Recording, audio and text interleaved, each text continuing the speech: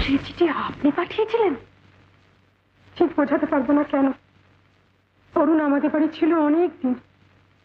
আমি ছাড়া অন্য কেউ তার মন জুড়ে বসবে এটা বোধহয় সহ্য করতে পারেনি, তাই। কিন্তু আমারই ভুল। অরুণের কাছে আমি অনেক মেয়ের মধ্যে একজন, তার বেশি কিছু নয়। অরুণ বাবু সে কথা জানতেন?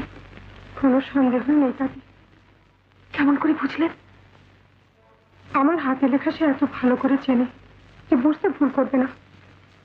তারপর তার কথা থেকে বুঝলাম সে নিশ্চয়ই সব জানতে পেরেছে।